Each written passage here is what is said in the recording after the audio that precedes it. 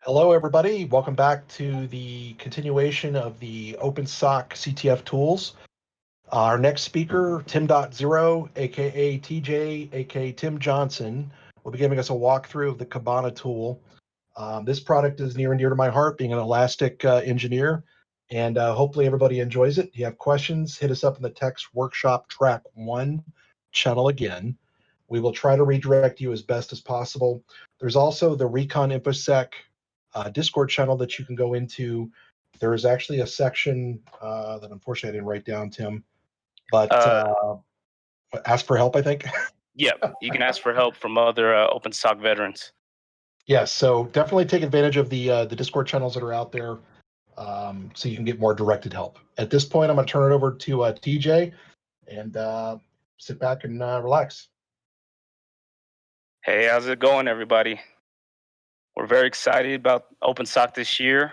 We got new scenarios, got some new tools for you to use, and we got some tools that you already know about. But for those of you who are attending DEF CON for the first time or participating in OpenSOC for the first time, we're going to get you familiar with those tools and show you what kind of weapons you have in your arsenal.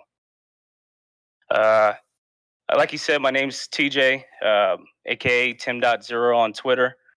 You can hit us up anytime. We'll retweet you. We'll talk to you. We'll get in our Discord and we'll try to help you out, try to make you better hunters. But without further ado, we're going to jump into some Kibana. So, right when you log into Kibana, you're going to actually see this screen here. And it's no different than if you've used Graylog before or other tools like this. It's a UI for your Elasticsearch database on the back end, and it helps you visualize your Elasticsearch data. And here you'll be able to create indexes to filter out and look through all of your agents pushing logs to your Logstash server. And that's just a little background. I won't teach you about the tool because I don't work for Elastic, but I do love this tool.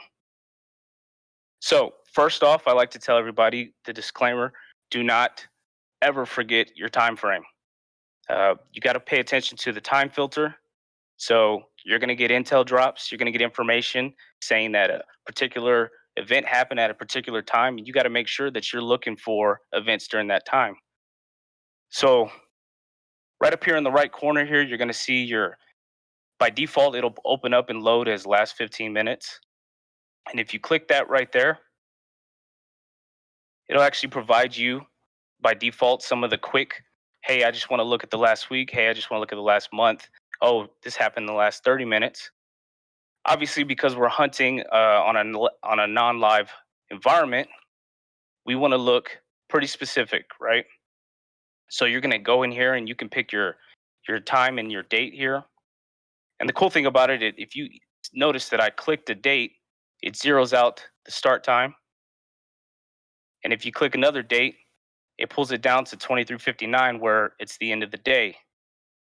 That's a very useful tool there because you're going to be looking at a lot of different time frames, and we want to make sure that you're getting the right data. So pay attention to your time frame because you don't want to hunt in the wrong place. Also, you'll go back and forth in between your hunts into different time frames, and this will actually show you some of the last ones you picked. So it makes it a lot easier on you to jump between one time frame and another. But we'll keep pushing. One of the things I like about Kibana is for the not so seasoned hunter, right? When I first started, Kibana was a great tool for me to try to learn and understand, because you get to understand based on the data that you're given. You're looking at all your logs right here. So in the last 15 minutes, I'm looking at 131,000 logs. So I usually just start off by looking at some of the stuff that I'm seeing here. But you'll notice that you're getting logs from different sources. So here we got this type here showing that it's a log, but you might also filter that out and say, what other type of logs do I have here? And you open that up and you can see I use this little magnifying glass as you filter or you hover over some of these fields here, you can go and add and say, I want to filter for that value and I want to take out that value. And you'll see that that value for the log type is actually filtered out. And I'm only seeing now syslogs. So if you would, I like to call this the point and click hunt method. You can actually go through here and be like, well, I don't want to see desk port 3306 and take it out. And as you do that, you'll see your filters just pile up here. And if you want to, you can actually go and start adding your own filters from scratch.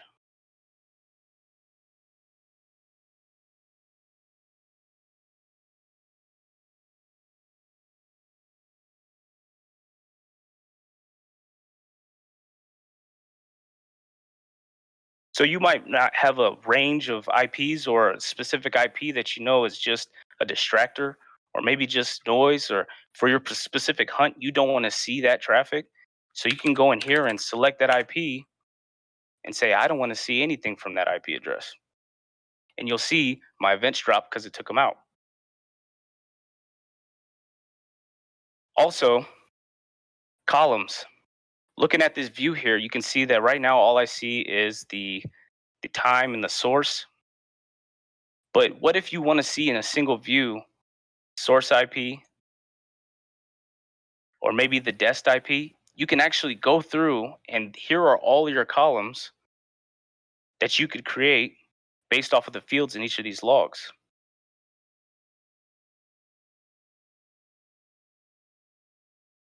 Another thing you can do is if you open up a log and you say, well, there's my dest IP there. You see this small icon here that looks like a column?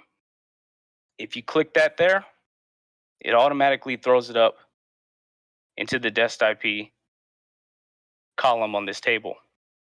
So now, as you start narrowing down your hunts, you see the data that's pertinent to you. I'm looking for this specific actor talking to this specific network resource because it shouldn't be happening. Because the ultimate goal here, right, when you're hunting, is to make this number as small as possible in your searches. Because you know for a fact that that's activity that should not be happening. Now, obviously, as you go, you're going to see some traffic that you need to deconflict and say, well, that is legit traffic and I don't want to see it. That's when I recommend building those filters. So as you go through, make sure you create filters for things that you don't find necessary in your searches. Moving on here, we're going to talk about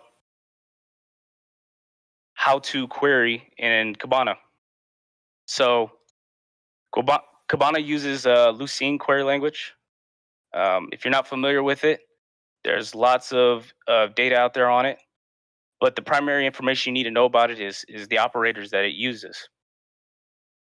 So, for example, let's say there's two specific IP addresses that you care about, and we'll look at these two here.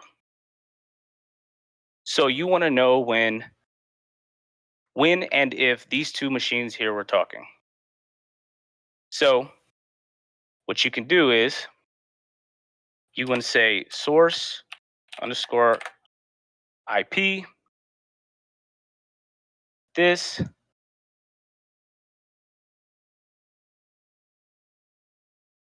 Sorry, a nervous click there. All right.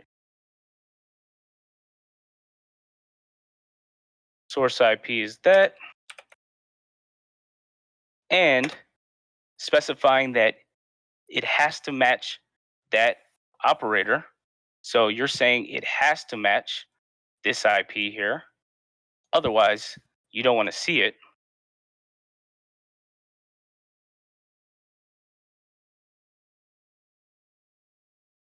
Boom. So you're saying those devices have never talked to each other in the last 15 minutes. Now, what if you say, well, I just want to know when this IP has talked to anybody and when this IP, anybody's talked to it, either or. So that's when you just change that "and" to an "or" operator. And now you're going to see that IP as the source. Somewhere down the line, you'll see the other IP as the dest in a lot of the traffic. So you just have to pay attention to some of your syntax. Again, there's a few things you want to consider. Lucene does use regex. So what you might do is maybe there's a file called evil file that you know about. You had an Intel drop and they say, hey, I need to go find, I know they clicked on a document and someone executed evil file. So how would you search for that, right? Well, in Kibana, you can actually say, well, I just want to see anything called evil file. Okay, nothing the last 15 minutes, maybe the last 24 hours.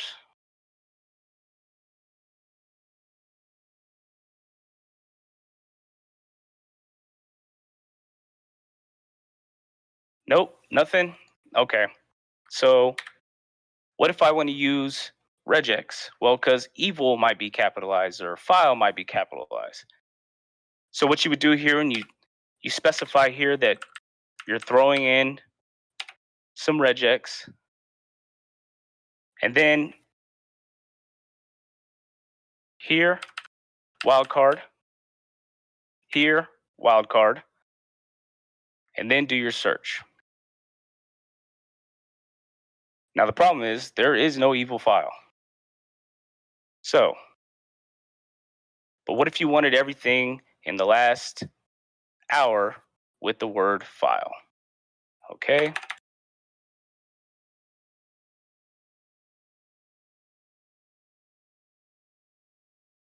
So now if you pull down here, it's referencing file beat. And mostly you're going to see file beat because that is the agent that's pushing these logs to you. Okay, well, let's take out file beat because I know that's my agent. I don't need to look at that. So I go and filter that out. The negative sign magnifying glass. So now, is there anything else referencing file? Program files. Oh, I didn't specify that I wanted it to end in file that wasn't plural. So that's some of the things you got to pay attention to. If you're really good with regular expressions, that can be helpful. Also, you can come in and specify that, because right now I just said lowercase f, right? But what if you want to tell in regex, it could be also uppercase f.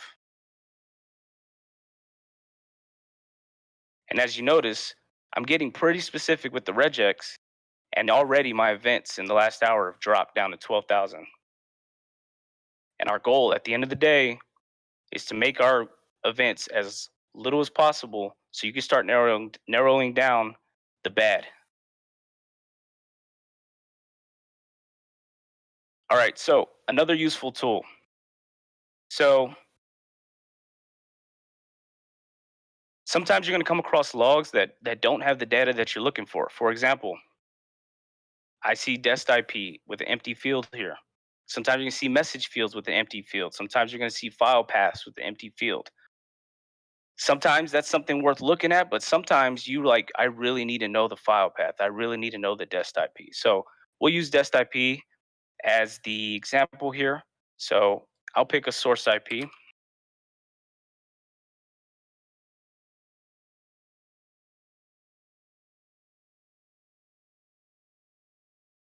So what I'm saying here is I want to know when this system talks to anybody, because if I just search that there, I will still see this log with no destination IP. But I want something with some data. So what I'll do here is an exist operator.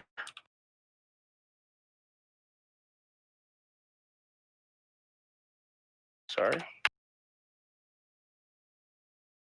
And now I'm saying I want to know when that IP is the source and the dest IP has content in the field.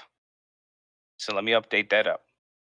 So what does that tell me? That tells me that system never talked to anybody, or there's no log of that system talking to anybody in the last hour. We can go back a week and let's see if we find anything. Nope. So that might be worth looking into because you've now got a log of this file or this system, excuse me, talking, but what is it doing? So that might be worth investigating. Obviously, if Intel provides that kind of content. But let's push here. Let's talk about what else you could search. So important artifacts, right? Hashes, imp hashes. The way that, and I forgot to tell you this at the beginning, but Kibana is actually showing you the same data that Graylog is showing you. As you can see by the index here, there's one single index, which on other instances of your elk stack, you might see multiple index patterns that are saying that I'm getting logs from multiple different sources. But for the OpenSock range, this tool is actually pointing to the same data that Graylog is pointing to. So disclaimer, if you use Graylog, if you use Kibana, you can choose what you feel more comfortable with, what's more useful to you, what you find easier to use, but they're both showing the same data. So, but I will say the way that Graylog is parsing this data is different than how Kibana is getting this data parsed in. So you have to consider if you're looking for an imp hash, there's a possibility there's a field for it in Graylog, and there's a possibility that there's not a field for it here. But they do exist. So why are imp hashes important? Well, find out. So what I'm doing here is I'm actually just looking for any imp hash and find out what field that data is in because there is no imp hash field.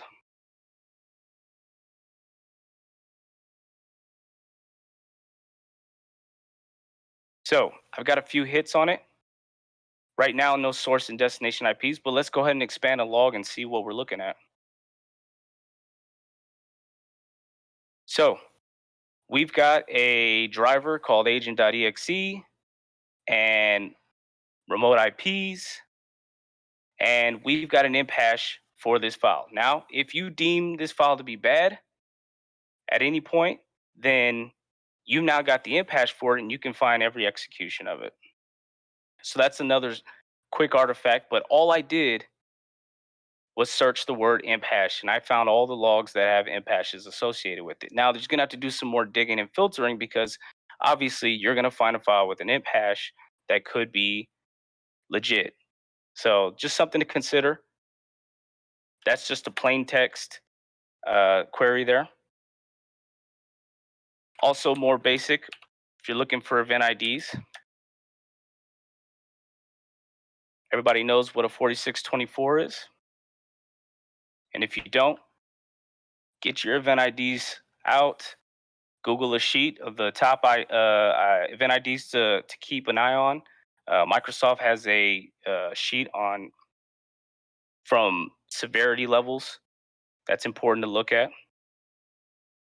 But if you look here, I just looked for all the 4624s for this week, and I'm now looking at all the logons, successful logons. You got security IDs, and something I failed to mention. You want to pay attention to the message column here. So what I like to do is keep the.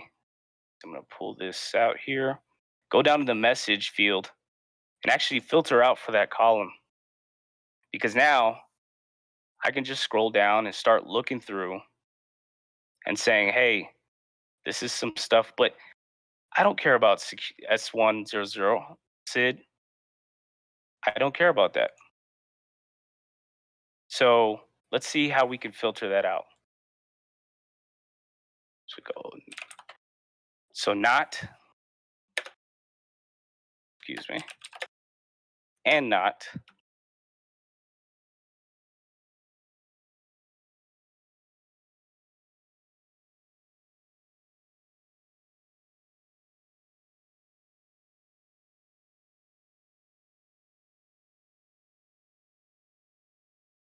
Okay.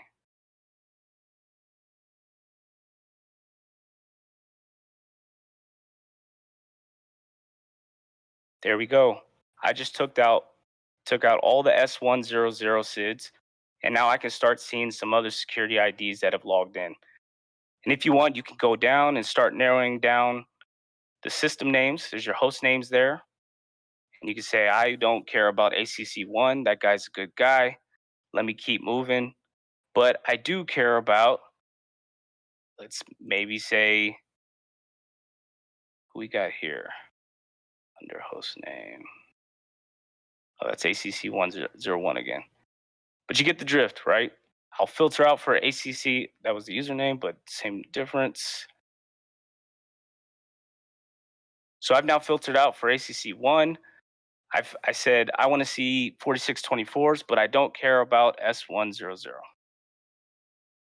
That's how you would do that there. You can get a little bit more complex here and start looking at data paths and file paths and image path names. So let's look at, let me pull this out here, flip to a new one. And I want to see, let's just look at sysmon here. Let's just look at beats logs. So I'm going to say I want to see,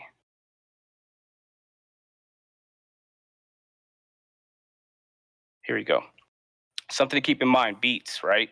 Beats are the agents that are actually shipping the logs to your log stash. Now, keep in mind, WinLog beat, Windows event logs, security, application. Then you got your PowerShell logs. Everybody knows PowerShell is always good, but you might want to look at it anyway. Hint, hint. So what I'm going to do here is go ahead and filter out and say, I just want to see WinLog beat logs. And then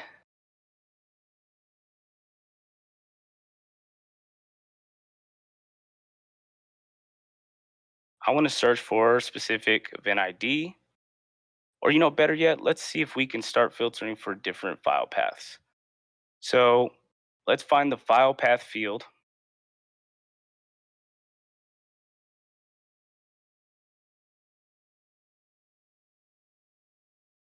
Here. So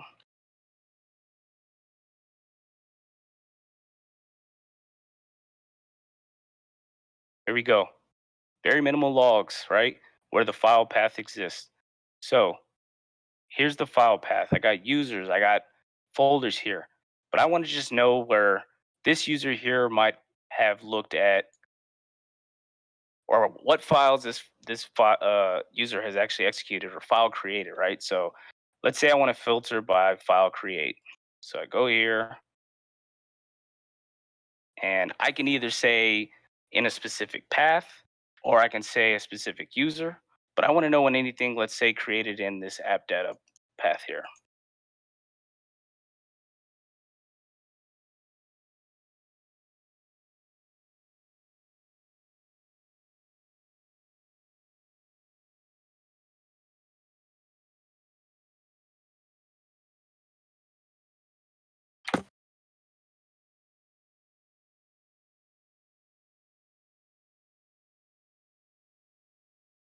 So I'm going to do a regex here.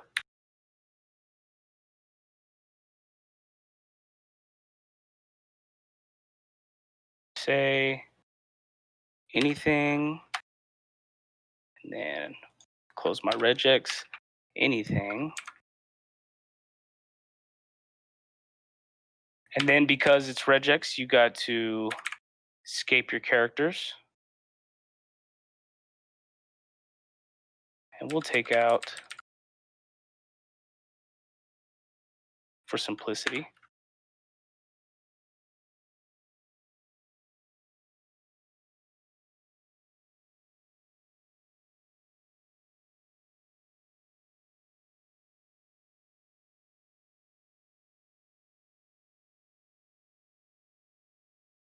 There we go.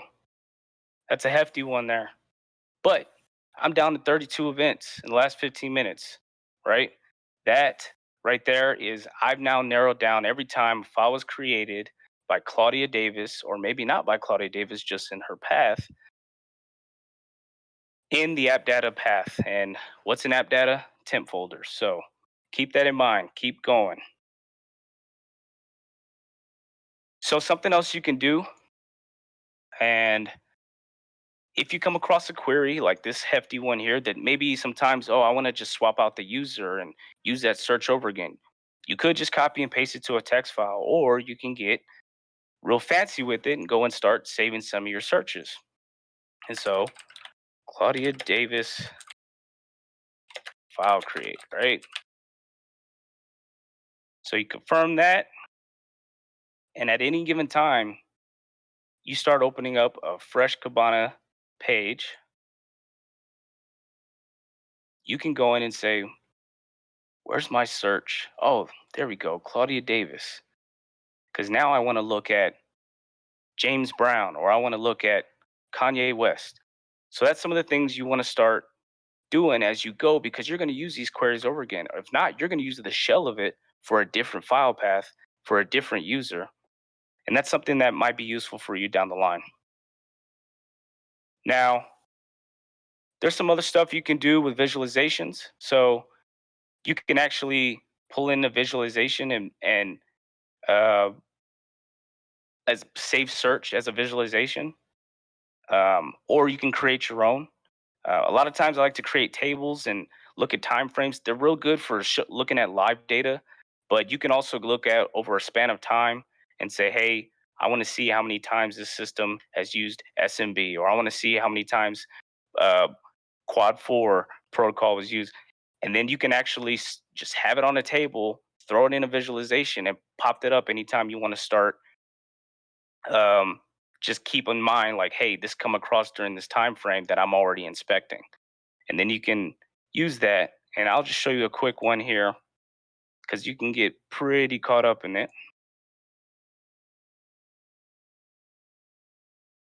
Yeah, we're gonna do the count here.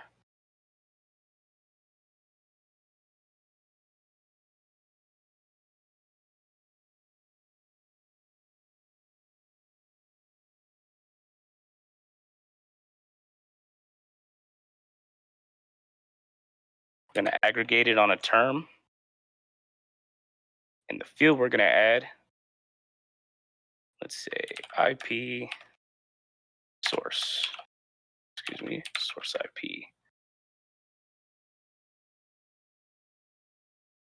There it is. And we're gonna say you want to see the top 5.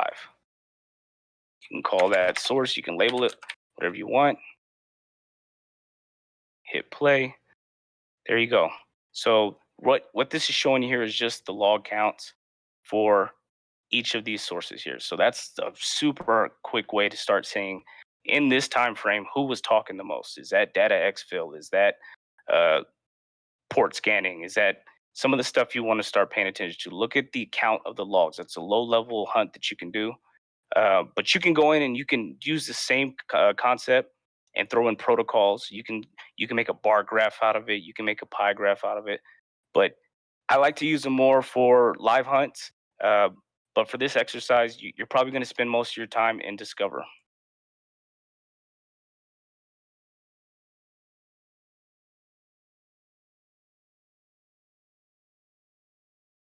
All right.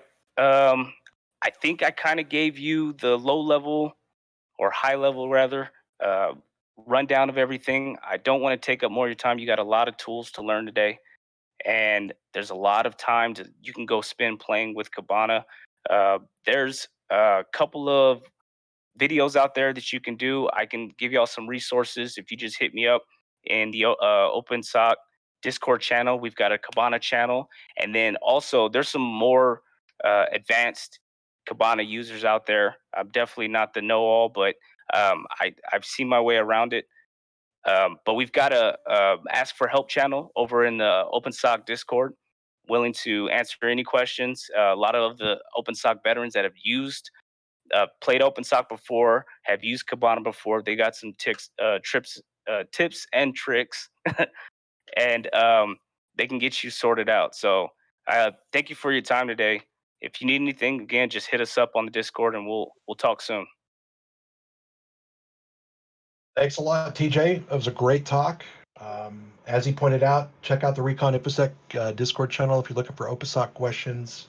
They're over there to assist you as needed. I appreciate it. Thanks again.